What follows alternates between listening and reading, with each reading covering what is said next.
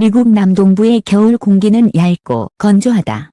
공장 부지의 붉은 흙길 위로 트럭이 줄지어 들어오고 거대한 철골 구조물 사이로 크레인이 천천히 팔을 뻗는다. 현장에선 이 모든 것이 투자라는 단어로 정리된다. 그러나 숫자를 자세히 들여다보면 이 장면의 본질은 다르게 보인다. 80억 달러 안팎, 원화로 10조 원대. 한 기업 인수합병을 단숨에 결정할 수 있는 돈이다. 그것도 바다 건너타국 땅에 새 공장을 추가로 짓는 데 투입됐다. 질문은 자연스럽게 튀어나온다. 미국 시장이 크니까 라는 설명은 언제나 편리하다. 하지만 편리한 설명은 대개 절반의 진실만 담는다. 미국은 세계 2위권 자동차 시장이고 현대차는 이미 오래전부터 미국에서 판매 기반을 쌓아왔다. 생산 거점도 없지 않았다. 그런데도 왜 지금 이 시점에 다시 한번 새 판을 깔아야 했을까? 현대차의 조지아 선택을 단순한 성장 전략으로만 읽으면 결정의 속도와 규모가 설명되지 않는다. 기업 20조 원을 움직일 때는 대개 욕심보다 공포가 먼저다. 그리고 그 공포의 이름은 시장이라기보다 규칙이다. 이 바뀌면 가격표가 바뀌고 가격표가 바뀌면 판매가 바뀌고 판매가 바뀌면 공장 배치가 바뀐다. 이번 결정을 관통하는 핵심은 이 단순한 연수에 있다. 확장이 아니라 보험에 가까운 지출이었고 야심이 아니라 리스크가 움직인 돈이었다. 한국의 제조업은 오랫동안 잘 만들면 팔린다는 믿음을 기반으로 성장했다. 품질이 올라가면 시장이 열리고 효율이 올라가면 가격 경쟁력이 생긴다. 그 공식이 작동하던 시대에는 생산의 최적점이 주로 국내에 있었다. 하지만 2020년대를 거치며 산업의 질문이 바뀌었다. 얼마나 잘 만드는가에서 어디에서 만들어야 하는가로. 이것은 기술의 변화이기도 하지만 무엇보다 정책과 제도의 변화였다. 한국 자동차 산업은 수출로 성장했다. 내수만으로는 글로벌 경쟁에서 버티기 어렵다는 현실이 일찍부터 체화되어 있었고 현대차 역시 그 구조 위에서 커졌다. 한국에서 생산해 해외로 보내는 방식은 오랫동안 유효했다. 숙련된 노동력과 촘촘한 부품 공급망, 그리고 시기마다 유리하게 작동하던 환율까지 제조업의 강점이 모이면 원가 경쟁력이라는 단단한 방패가 된다. 그러나 그 방패는 영원하지 않았다. 국제무역의 풍향이 바뀌는 순간 방패는 갑자기 무거운 짐이 된다. 최근 몇 년간 글로벌 공급망은 효율보다 안보와 자국 중심으로 이동해왔다. 국가별로 우리 땅에서 만들고 우리 국민에게 혜택을 주겠다는 메시지가 강해지면서 제조업은 국경 안쪽으로 끌려 들어갔다. 자동차처럼 공급망이 길고 부품이 많고 고용 효과가 큰 산업은 그 변화의 중심에 설 수밖에 없다. 은 원래 국적이 없다는 말이 있다. 하지만 더 정확히 말하면 기업은 비용과 규칙에 국적을 부여받는다. 어제까지 수출이 가장 효율적인 모델이었다면 오늘부터는 현지 생산이 유일한 답이 되는 순간이 온다. 그 순간을 만든 것이 관세와 인센티브의 조합이다. 그리고 이 조합은 단순히 숫자를 바꾸는 것이 아니라 기업의 의사결정 지형 자체를 바꾼다. 관세는 외국에서 들어오는 물건에 붙는 세금이다. 이 정의는 교과서적이지만 소비자의 선택을 바꿀 만큼의 관세는 경제학의 문장이 아니라 쇼룸의 가격표가 된다.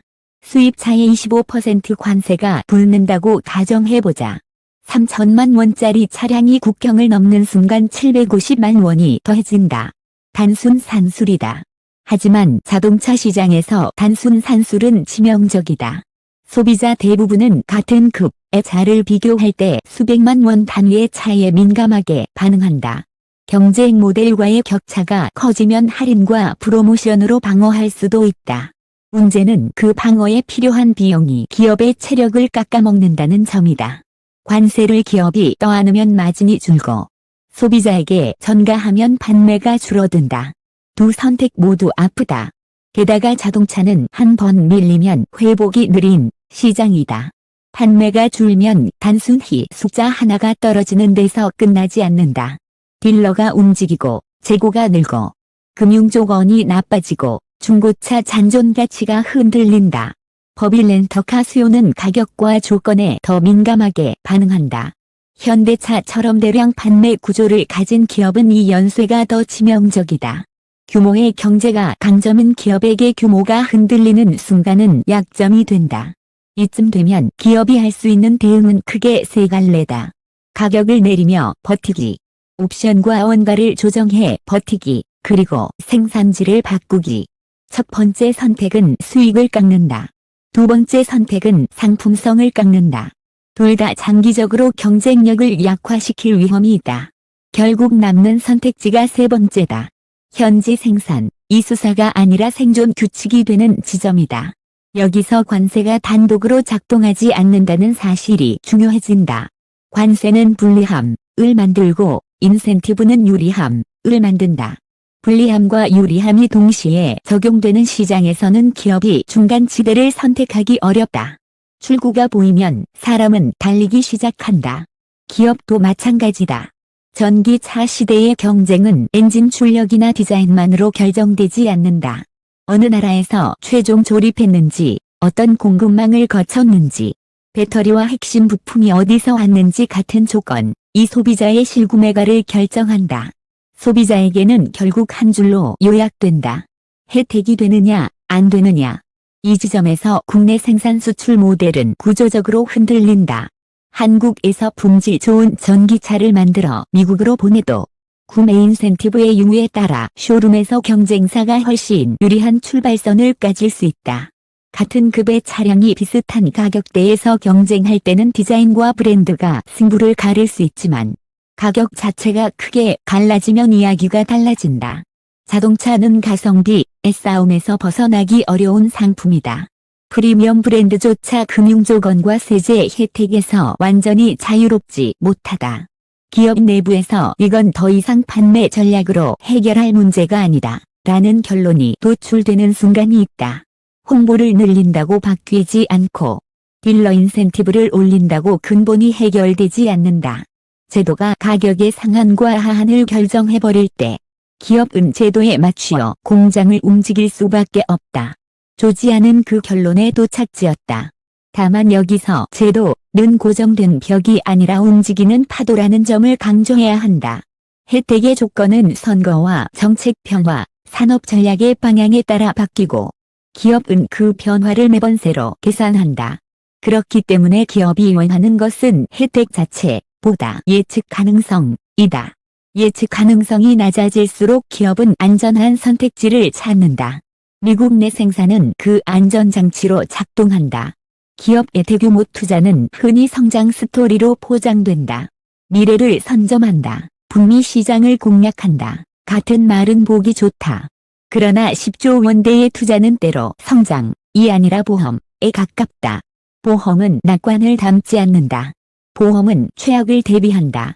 관세 리스크, 인센티브 조건, 지정학적 변수, 공급망 리쇼어링. 이런 리스크가 동시에 작동할 때 기업은 숫자를 계산한다. 이 환경이 지속되면 얼마나 손해인가. 그리고 그 손해가 공장 한 채 값을 넘는 순간 공장을 짓는 편이 싸다고 판단한다. 마이너스 11조 원을 태우고 떠난다. 는 표현은 자극적이지만 기업의 언어로 옮기면 이렇게 바뀐다. 마이너스 11조 원을 쓰지 않으면 더 큰 손실이 난다. 투자냐 탈출이냐의 프레임은 독자에게는 흥미로운 논쟁거리지만 기업의 의사결정표에서는 그 자체가 이미 결론 난 문제다. 비용을 줄이는 방식이 공장 이동으로 귀결된 것이다. 이때 발생하는 심리적 갈등은 국내에서 더 크게 증폭된다. 한국 사회에서 대기업의 해외 투자는 종종 국내 일자리를 빼앗는다. 는 정서와 결합하기 때문이다. 그러나 기업의 시선에서 그것은 정서가 아니라 대체 비용의 문제다. 국내 생산을 유지할 때의 추가 비용이 커지면 해외 생산의 초기 비용이 합리적으로 보이기 시작한다. 조지아 투자는 그런 임계점을 통과했다는 신호다. 현대차를 이야기할 때 빠지지 않는 키워드가 노조다. 강한 교섭력, 높은 임금, 생산라인 변경과 신기술 도입 과정에서의 갈등. 이 모든 요소는 국내 공장의 유연성을 떨어뜨리는 요인으로 종종 지목된다. 하지만 이것만으로는 이번 결정을 설명하기 어렵다. 노조는 어제 오늘 생긴 변수가 아니다. 만약 노조가 결정적 요인이었다면 훨씬 이전에 이미 대규모 이동이 일어났어야 한다. 결정의 타이밍을 만든 것은 오래된 문제가 아니라 새롭게 들어온 압박이었다. 외부에서 관세와 제도라는 변수가 동시에 들어오자 기존의 마찰 비용이 갑자기 크게 보이기 시작했다. 국내 공장에서 생산 라인을 바꾸거나 신기술을 도입하려면 물리적 투자 외에도 협상과 조정의 시간이 들어간다. 협상 자체가 악이라는 말이 아니다. 다만 글로벌 시장이 분기 단위로 움직일 때 의사결정 속도가 경쟁력이 되는 구간이 생긴다. 자동차 산업의 전환은 기다려주지 않는다. 내연기관에서 전기차로, 하드웨어에서 소프트웨어로, 생산량 경쟁에서 데이터 경쟁으로 전환의 속도가 빨라질수록 기업은 더 민감해진다. 이 공장에서 다음 3년을 버틸 수 있는가? 다음 모델을 제때 올릴 수 있는가? 이런 질문은 도덕이 아니라 일정표에서 나온다.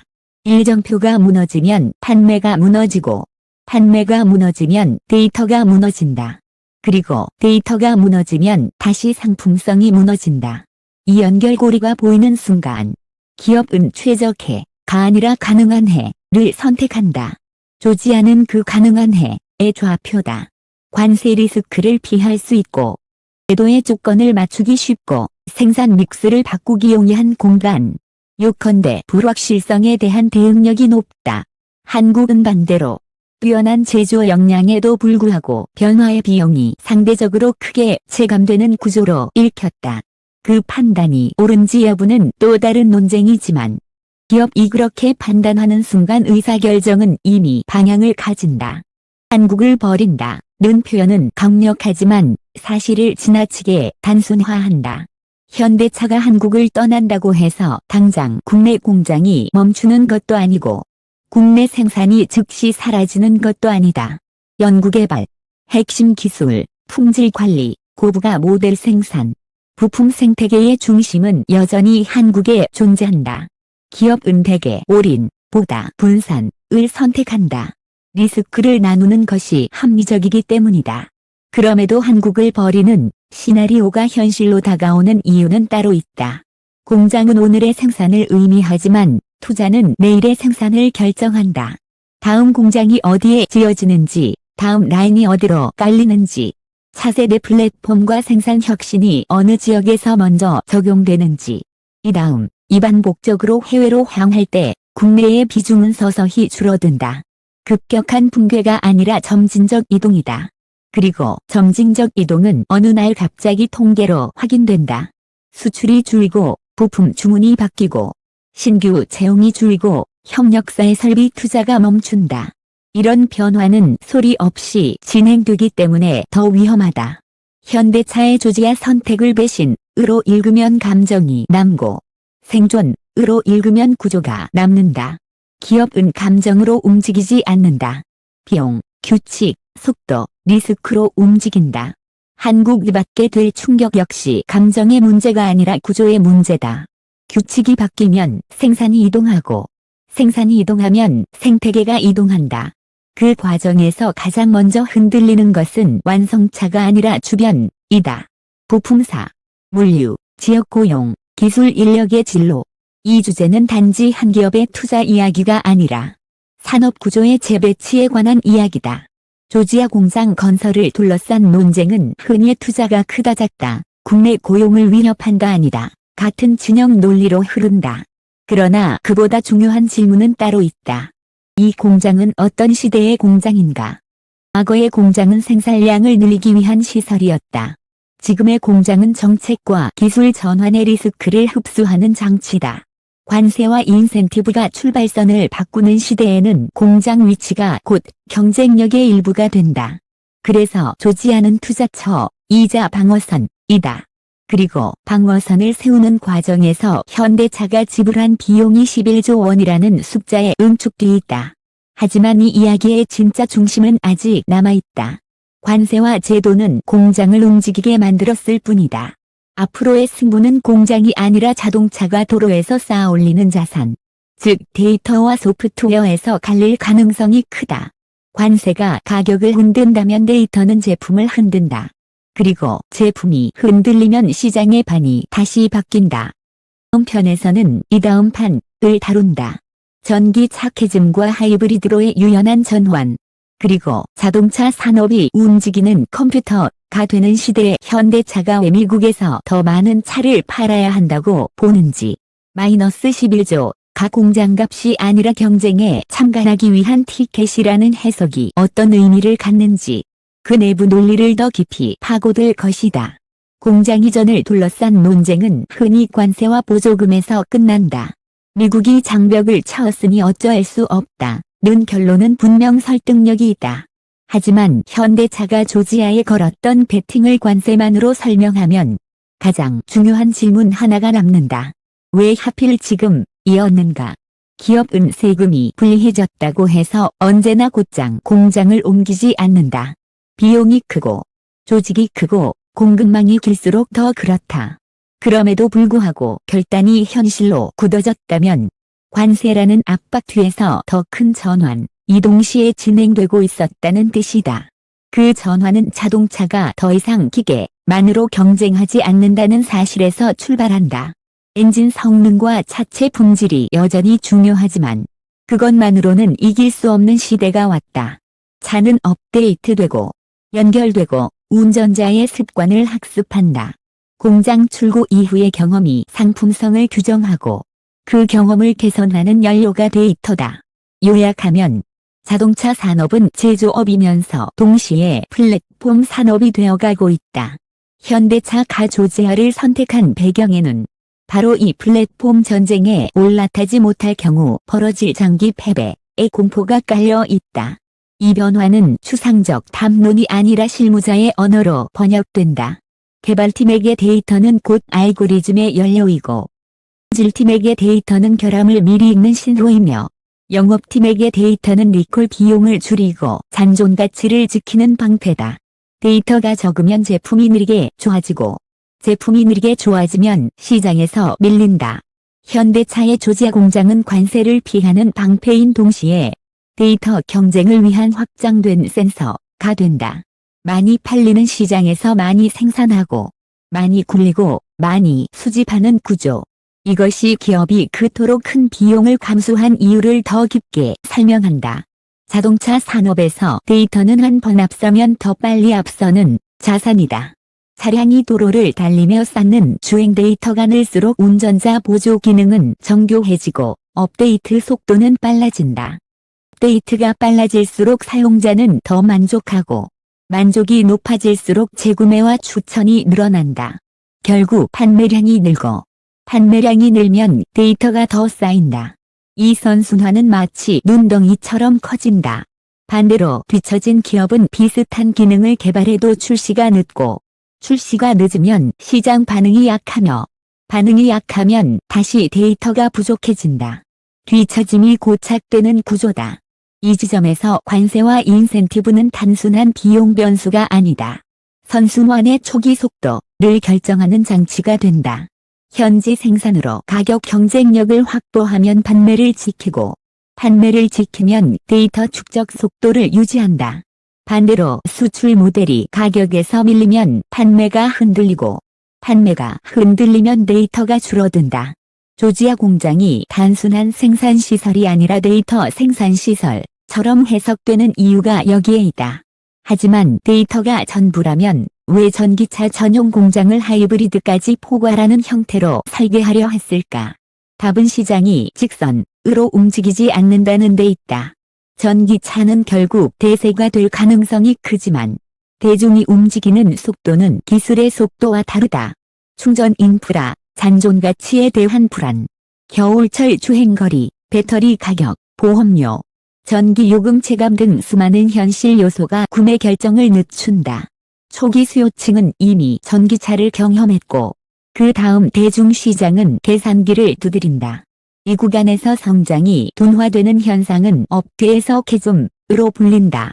기술은 앞서 달리는데 소비자는 잠시 멈춰서는 구간이다. 기업에게 캐즘은 철학이 아니라 재무제표의 문제다. 전기차 전환에 막대한 비용을 쏟아붓는 동안 현금 흐름이 버텨줘야 한다. 그래서 하이브리드는 다시 중요해진다. 하이브리드는 내연기관과 전동화의 중간에 위치하지만 소비자 입장에서는 충전 걱정이 덜한 전동화로 받아들여진다. 특히 연료비와 편의성을 동시에 고려하는 대중시장에서 하이브리드는 판매를 지탱하는 완충제가 된다. 전기차 수요가 예상보다 느리게 늘어날 때 생산체제가 전기차만을 향해 단선으로 설계되어 있으면 기업은 꼼짝없이 매출 공백을 맞는다. 반면 한 공장에서 전기차와 하이브리드를 함께 생산할 수 있다면 수요 변화에 맞추어 조정이 가능해진다. 유연성은 곧 생존력이다. 유연성의 가치는 어디에서 더 크게 발현될까? 한국 공장은 오랜 기간 정교한 제조 역량을 쌓아왔지만 공정 변화와 라인 전환이 빠르게 이루어지기 어려운 구조적 한계도 동시에 안고 있다. 그 한계가 반드시 누구의 잘못이라는 뜻은 아니다. 고용 안정과 안전, 품질 표준, 협력사와의 연동 등 제조업 생태계가 커질수록 변화 비용이 커지는 것은 자연스러운 결과다. 문제는 전환의 속도가 빨라졌을 때다. 일정표가 짧아지고 모델 교체 주기가 빨라지고 소프트웨어 업데이트가 상시화되는 시대의 기존의 합의 구조는 느림으로 평가될 수 있다. 기업의 눈에 같은 돈으로 더 빠르게 바꿀 수 있는 곳이 보이기 시작하면 투자는 그곳으로 이동한다. 이때 국내 논쟁은 노조라는 단어로 과열되기 쉽다. 하지만 더 냉정한 언어로 표현하면 핵심은 노조의 존재 여부가 아니라 변화의 시간 비용이다. 새로운 공법을 도입할 때 필요한 협의 기간, 재배치와 재교육, 생산 방식 변화에 따른 임금 체계 조정, 안전 문제를 둘러싼 추가 검증, 이런 과정은 사회적으로 필요하다. 다만 글로벌 경쟁이 기다려주지 않는 상황에서는 과정이 길어질수록 기업이 선택할 수 있는 옵션이 줄어든다. 그리고 옵션이 줄어들면 기업은 자신이 통제할 수 있는 영역을 키우려 한다. 조지아 같은 해외 거점이 그 통제 영역에 포함된다. 대표적인로 거론되는 것이 기가캐스팅 같은 생산 혁신이다. 자체를 구성하던 다수의 부품을 큰 주조 부품으로 대체하면 공정이 단순해지고 용접과 조립 비용이 줄어들며 생산 속도가 빨라진다. 생산 혁신은 결국 비용 혁신으로 이어진다. 그러나 혁신은 늘 불안을 동반한다. 공정이 바뀌면 숙련이 달라지고 필요한 인력 구성도 달라지며 일부 공정은 축소될 수 있다. 노동자에게는 생존의 문제다. 회사에는 경쟁력의 문제다. 이 충돌을 어떻게 조정하느냐가 공장의 미래를 결정한다.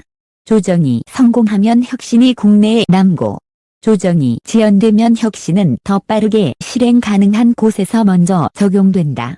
그리고 한 번 적용된 혁신은 그곳의 원가를 낮추고 다시 투자 여력을 키운다.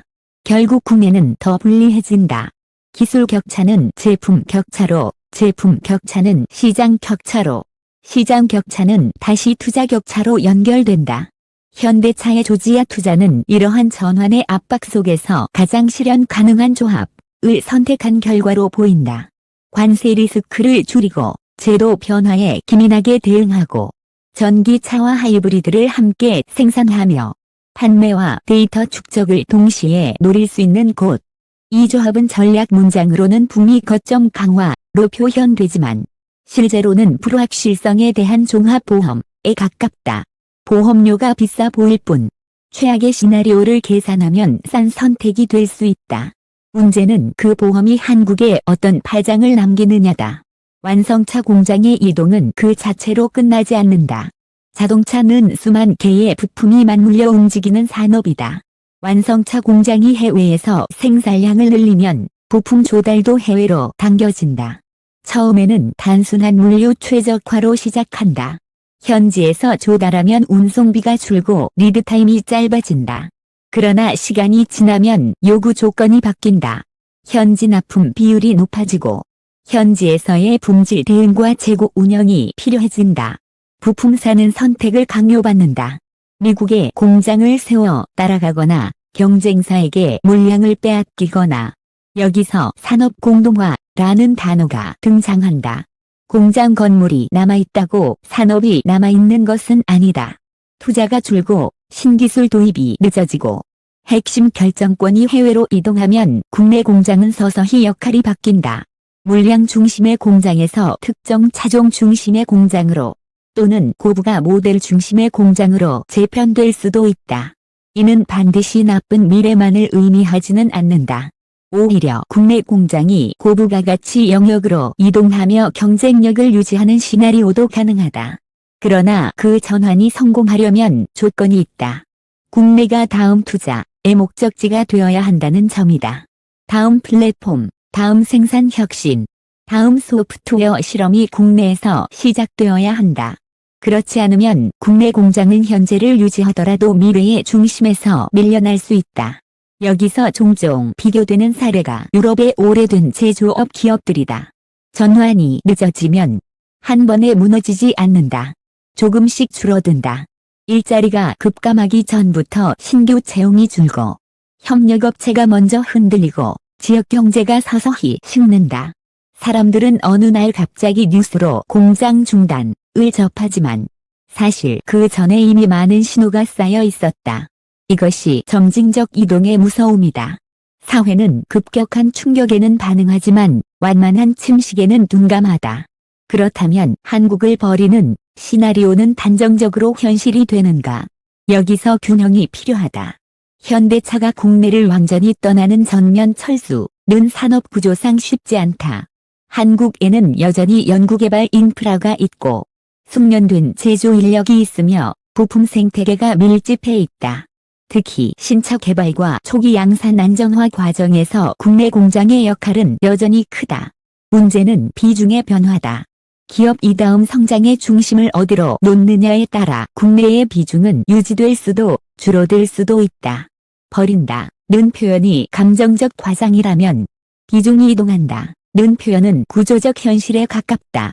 그리고 비중 이동은 결국 고용과 투자, 지역 산업의 체감으로 나타난다. 이 지점에서 독자에게 던져야 할 질문은 현대차가 옳았냐가 아니다. 더 본질적인 질문은 한국은 어떤 조건을 제공했는가? 다. 기업이 국내에 투자하고 싶어도 투자 효율이 낮아지면 그 투자는 계속 해외로 향한다.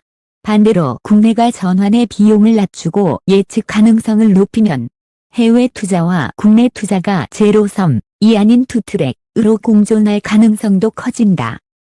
해법은 누군가를 비난하는 데서 나오지 않는다. 구조를 조정하는 데서 나온다. 첫째, 전환기의 노동 불안을 줄일 장치가 필요하다. 신기술 도입이 곧 해고로 연결된다는 공포가 크면 어떤 변화도 합의되기 어렵다. 재교육과 직무 전환 지원, 생산 혁신으로 생기는 이익의 배분 방식, 안전과 품질에 대한 공동 검증 체계가 있어야 한다. 기업은 속도를 원하고 노동은 안정성을 원한다. 둘 중 하나만 택하면 갈등은 커진다. 균형은 비용이 들지만 균형이 무너지면 더 큰 비용을 치르게 된다. 둘째, 정책의 예측 가능성이 중요하다. 산업 지원이 크든 작든 기업이 가장 두려워하는 것은 갑작스러운 방향 전환이다. 세제, 규제, 지원책이 빈번하게 흔들리면 기업은 보수적이 된다. 보수적이 된 기업은 새로운 실험을 국내가 아니라 해외에서 먼저 하려 한다. 규칙이 안정적일수록 기업은 국내에서 장기 계획을 세울 수 있다. 셋째, 국내 공장의 역할을 다시 정의해야 한다. 국내가 모든 물량을 책임지던 시대는 이미 지나가고 있다. 그렇다면 국내는 무엇으로 경쟁할 것인가? 고부가 모델, 품질 안정화 능력, 제조 혁신의 테스트베드, 소프트웨어, 하드웨어 통합 개발, 배터리 및 핵심 부품의 고도화 같은 영역이 가능하다. 중요한 것은 국내에 남는 것이 아니라 국내에서 앞서는 것이다. 단순한 유지가 아니라 다음 세대에서의 우위를 설계해야 한다. 넷째, 부품사의 동반 전환이 필요하다. 차가 해외로 움직일 때 부품사까지 같이 흔들리면 국내 산업 생태계는 얇아진다. 부품사의 해외 진출 지원이 국내 공동화로만 읽히지 않도록 국내에 남는 R&D와 핵심 공정, 고부가 기술을 함께 강화해야 한다. 해외 생산은 시장 대응이고 국내 기술은 생존 기반이라는 이중 구조를 설계할 수 있어야 한다. 다섯째, 데이터를 둘러싼 경쟁에서 국내가 주도권을 가질 전략도 필요하다. 데이터 전쟁은 단지 차량 판매량의 문제가 아니다. 통신 인프라, 데이터 처리 역량, 소프트웨어 인재, 규제 환경, 개인정보와 안전 기준이 모두 얽혀 있다. 여기서 국내가 뒤처지면 제조 경쟁력이 있어도 플랫폼 경쟁에서 밀릴 수 있다. 제조업의 강점이 소프트웨어 전환에서 사라지지 않도록 국가 차원의 생태계 조성이 필요하다. 이 모든 논의는 결론적으로 한 문장으로 모인다. 11조 원은 공장값이 아니라 시간을 사는 비용이었다. 기업은 미래가 올 것이라는 사실보다 미래가 얼마나 빨리 올 것에 반응한다.